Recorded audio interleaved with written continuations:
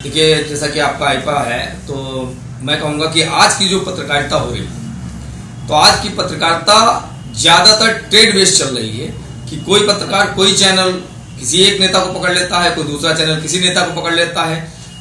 कुछ एक आप जैसे आईपा है तो इस टाइप के एक दो लोग ही हैं जो निष्पक्ष और विकास की बात करते हैं, किसी नेता की चमचागिरी नहीं कर रहे हैं, किसी नेता के पीछे नहीं चल रहे हैं। तो आईपा को मेरी बहुत बहुत शुभकामनाएं हैं। इसी तरीके से वो जनता की समस्याओं की बात करें, जनता की आवाज बने, और आपको मेरी बहुत बहुत शुभकामनाएं। सीतापुर जनपद की बात करें तो आप रोडें देख लीजिए, अगर शहर के अंदर की रोडें देखिए तो कई हादसे होते रहते हैं, लेकिन सपा बसपा भाजपा जिसकी भी सरकारें आती हैं उन्होंने काम नहीं किया बिल्कुल। आप अगर आप सीतापुर के होंगे तो आपको बेहतर पता होगा कि जो मेन रोडें हैं वहां की हालत क्या है। आप बात करिए स्वास्थ्य व्यवस्था की, तो कहने को साधन चलाए गए कि मतलब एम्बुलेंस चलती रही हैं, मेडिसिन उपलब्ध होती रही, लेकिन आज भी सीतापुर जनपद के जो हमारा इमरजेंसी वार्ड है, या ये कह लीजिए कि जो हमारे जिला चिकित्सालय है, तो प्राण रक्षक जो दवाइयां हैं उनका हमेशा से अकाल रहता है। नमस्कार, मैं समी अहमद सीतापुर से आईपा यानी All India Progressive Politics Association. आईपा एक ऐसा मंच है जहां पर हम बात करते हैं देश में प्रगतिशील राजनीति को बढ़ावा देने की, सामाजिक मुद्दों की, जन सरोकार से जुड़े हुए मुद्दों की। आईपा के मंच पे आज हमारे साथ मौजूद हैं प्रभाकर सिंह चौहान जी हैं, जो शिवसेना के जिला प्रवक्ता हैं। प्रभाकर जी, आपका आईपा के मंच पे बहुत बहुत स्वागत है। धन्यवाद। प्रभाकर जी, हम आपसे जानना चाहेंगे कि जो प्रगतिशील राजनीति है उसको लेकर आपके मन में क्या विचार है और क्या सोचते हैं कि प्रगतिशील राजनीति कैसी होनी चाहिए देश में? देखिए, प्रगतिशील राजनीति तो एक ऐसा शब्द हो गया है, सुनहरा शब्द लगता है कि सिर्फ किताबों में और कहने सुनने की बातें रह गई हैं, बाकी विगत दशकों से इस पर कोई काम नहीं हुआ है। राजनीति का सीधा सा आज का जो ट्रेंड चल रहा है वो जातिवादी राजनीति का ट्रेंड चल रहा है, जबकि राजनीति होनी चाहिए विकास के मुद्दे पर, राजनीति होनी चाहिए सड़कों पर, राजनीति होनी चाहिए शिक्षा पर, राजनीति होनी चाहिए स्वास्थ्य पर। जैसा कि हमारी शिवसेना पार्टी का मोटिव रहा है, हमारे जिलाध्यक्ष श्री गोविंद शाह गुप्ता जी का निर्देश रहा था, और अभी हमारा विश्वास से टिकट हुआ, लेकिन अल्प समय में होने की वजह से हम नहीं चुनाव लड़ पाए।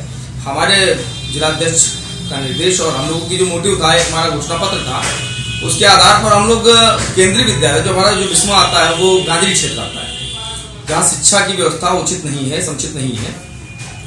तो हम लोगों ने उसमें मोटिव रखा था, और हम लोगों ने अपना प्राथमिकता के आधार पर हम चाहते थे कि केंद्रीय विद्यालय की एक उप शाखा का निर्माण हम बिस्मा में करवाएं, जिससे कि गांधी क्षेत्र के जो हमारे बच्चे हैं उनको भी शिक्षा के माध्यम से हम ऊपर ला सकें। बात करें आप सीतापुर जनपद की, अगर मैं प्रदेश की बात नहीं करूंगा, सिर्फ सीतापुर की बात कर लेता हूँ। सीतापुर जनपद की बात करें तो आप रोडें देख लीजिए, अगर शहर के अंदर की रोडें देखिए तो कई हादसे होते रहते हैं, लेकिन सपा बसपा भाजपा जिसकी भी सरकारें आती हैं उन्होंने काम नहीं किया बिल्कुल। आप अगर आप सीतापुर के होंगे तो आपको बेहतर पता होगा कि जो मेन रोडें हैं वहां की हालत क्या है। आप बात करिए स्वास्थ्य व्यवस्था की, तो कहने को साधन चलाए गए कि मतलब एम्बुलेंस चलती रही हैं, मेडिसिन उपलब्ध होती रही, लेकिन आज भी सीतापुर जनपद के जो हमारा इमरजेंसी वार्ड है, या ये कह लीजिए कि जो हमारे जिला चिकित्सालय है, तो प्राण रक्षक जो दवाइयां हैं उनका हमेशा से अकाल रहता है। और जो भी इस विभाग के मंत्री होते हैं, जो जिम्मेदार होते हैं, इस पर कोई ध्यान नहीं देते, क्योंकि वो अपने मंत्रालय में चूर होते हैं। हमारे जो विधायक होते हैं वो अपनी विधायक निधि का प्रयोग करने में लग जाते हैं, उनसे इससे कोई लेना देना नहीं है कि उसको कहां पर हमको लगाना चाहिए। तो ये हाल है आज की तारीख में। जब सीतापुर शहर की बात करते हैं तो सीतापुर शहर में अगर विकास की बात कर लेते हैं, जैसे वर्तमान में 2022 का चुनाव है, 2022 के चुनाव में तमाम राजनीतिक दल, सभी पार्टियों के जो प्रत्याशी हैं वो लोगों के दरवाजों पे मतदाताओं को रिझाने के तमाम प्रयास करते हैं, विकास के दावे भी करते हैं। कितने दावे और कितने वादे पूरे होते हैं 5 सालों में? अब आपसे कुछ छुपा नहीं है, आप मीडिया के बंधु हैं, आप सब कुछ जानते हैं, हर जगह पहुंचते भी हैं।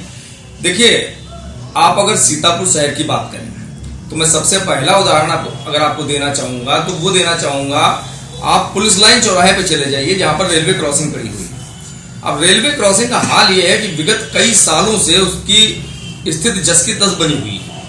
अब मामला यहाँ पर यह है कि आए दिन कोई ना कोई ऑटो पलट जाता है, कोई ना कोई वहां पर ठेलिया, रिक्शा, साइकिल, बाइक ये सब पलटती रहती हैं। लोग चोटिल हो रहे हैं। अब वो मामला ऐसा फंसा दिया गया है कि उसको नगर पालिका कहता है कि जिला पंचायत देखेगा, जिला पंचायत कहता है विधायक देखेगा। तो इस तरीके से वो एक दूसरे पर जिम्मेदारियां डाल रहे हैं, कोई आगे बढ़कर उसका निराकरण नहीं करना चाह रहा है। और सिर्फ एक ये पुलिस लाइन चौराहे की बात नहीं है, आप जाइए तो आप देखिए कि बस स्टॉप के पास कितना जाम लगता है, कितना गंदगी पड़ी रहती है। तो इस तरीके की बहुत सारी चीजें ऐसी हैं। आप उस पर आइए। स्वास्थ्य की अगर हम बात करते हैं तो आप देख रहे होंगे कि विगत कई सालों से ट्रॉमा सेंटर यहाँ पर बना हुआ खड़ा है। कोविड में उसमें हालांकि उसका प्रयोग किया गया, लेकिन अगर वो ट्रॉमा सेंटर सही समय पर चालू कर दिया गया होता तो यहाँ के हजारों लोग मरते नहीं। जो कि सीतापुर से लखनऊ की जर्नी तय करने में मर गए, उनको सारी सुविधाएं यहाँ मिल जाती, उनको लखनऊ जाने की भी जरूरत नहीं थी। तो ये हाल है कि विधायक कोई भी बनता रहा हो, लेकिन उसने जनहित के कोई कार्य नहीं किए। लगातार हम लोग जब पब्लिक में जाते हैं, युवाओं से मिलते हैं, तो सीतापुर जिले में सबसे जो बड़ा मुद्दा सामने आता है बेरोजगारी का। इसको लेकर आप क्या कहेंगे? देखिए, 5 साल पहले की सरकार अगर देखी जाए तो अखिलेश जी की सरकार थी। कैसे रोजगार होते थे, उसमें भर्तियां निकलती थी, बड़े बड़े अमाउंट चलते थे। जो योग्य व्यक्ति थे उनको नौकरियां नहीं मिलती थी, जो अयोग्य होते थे वो अपने वजन सूटकेस के आधार पर, बड़े लिफाफों के आधार पर नौकरियां पा जाते थे। इधर भाजपा की सरकार 5 साल से है तो नौकरियों का अकाल इसमें भी रहा है। ऐसा नहीं कि उन्होंने योगी जी ने आते ही जो है पूरे तरह से एकदम से नौकरियां बांट दिया कि ऐसा नहीं है। भर्ती निकलती है, परीक्षा होती है और परीक्षाओं का कहीं ना कहीं लीकेज हो जाता है। तो वो सारी चीजें जस की तस बनी हुई हैं। थोड़ा बहुत 19-20 हुआ है, लेकिन स्थिति में कोई बहुत ज्यादा अंतर नहीं आया है। सीतापुर के युवाओं से जब हमने बात करी तो उनका साफ तौर पर ये कहना था कि यहाँ पर ऐसी कोई फैक्ट्री बड़ी नहीं है, ऐसा कोई इंडस्ट्रियल एरिया नहीं है जहाँ पर हम लोगों को रोजगार के अवसर मिल सके। क्या चाहते हैं सरकार से? युवाओं का कहना है कि सरकार लगातार बात तो करती है रोजगार देने की, लेकिन रोजगार मिलता कहाँ है? देखिए, मैं युवाओं से एक ही बात कहूंगा कि युवा आज की तारीख में, सीतापुर का युवा सबसे ज्यादा भ्रमित अवस्था में है। क्योंकि वो जब आती है बात राजनीति की, जब बात आती है वोट देने की, तो फिर वो कहीं पर पार्टीवादी हो जाता है, कहीं पर व्यक्तिवादी हो जाता है। उसका अपना मोटिव ही क्लियर नहीं है। आपने अगर रोजगार को ठाना है कि हमें रोजगार लेना है, तो आपको रोजगार के लिए लड़ाई लड़नी पड़ेगी। ऐसा नहीं कि आप भाजपा, सपा, बसपा, कांग्रेस इनकी लड़ाई लड़े। आप अपने हक की लड़ाई लड़िए। आप पढ़ के आए हैं, आपका अधिकार है कहने का, तो आपको अपने हक की लड़ाई लड़नी पड़ेगी। और जब आप हक की लड़ाई लड़ेंगे, किसी के पीछे नहीं चलेंगे, आप खुद इतना एक बड़ा समूह है कि अगर आप अपनी बात सरकार तक पहुंचाएं तो वो आपकी बात सुनेगी। तो हमारे यहाँ का युवा जो है वो खुद ही अपनी बात नहीं रखना चाहता है। किसी न किसी का दामन पकड़ के, किसी न किसी का झंडा उठा के वो पीछे चल देता है। आप अपनी बात रखिए। रोजगार की कमी नहीं है, सरकार के पास बहुत सारे रोजगार हैं, लेकिन आप लेना चाहें तो सरकार देगी आपको। प्रभाकर जी, आईपा लगातार लोगों के बीच में जा रहा है, लोगों के मन की बात को जान रहा है, लगातार प्रगतिशील राजनीति को बढ़ावा देने की बात कर रहा है। उसकी इस पहल को क्या कहें? देखिए, जैसा कि आपका आईपा है, तो मैं कहूँगा कि आज की जो पत्रकारिता हो रही है, तो आज की पत्रकारिता ज़्यादातर ट्रेड बेस्ड चल रही है कि कोई पत्रकार कोई चैनल किसी एक नेता को पकड़ लेता है, कोई दूसरा चैनल किसी नेता को पकड़ लेता है।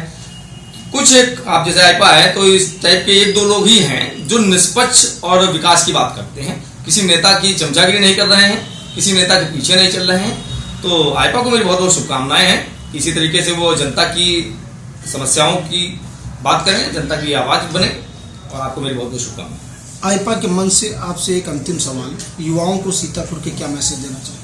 देखिए, मैं फिर से एक बात कहूंगा कि युवा वो शक्ति है। सरकार युवा बनाते हैं, सरकार युवा चलाते हैं। आज योगी जी की आप कैबिनेट देख लीजिए जो अभी चल रही है फिलहाल, अब तो खैर चुनाव चल रहे हैं, उसमें भी युवाओं को एक बहुत बड़ा रोल निभाने का मौका मिला और बहुत बड़ी जिम्मेदारियां दी गई, ज्यादातर युवाओं को ही दी गई हैं। तो मेरा युवाओं से ये कहना कि अपनी क्षमता को पहचानिए। किसी भी नेता के पिछलग्गू बनने से कोई फायदा नहीं है। आप अपना एजेंडा तय करिए और उस एजेंडे के तौर पर आप काम करिए। आप खुद एक बहुत बड़ी शक्ति हैं।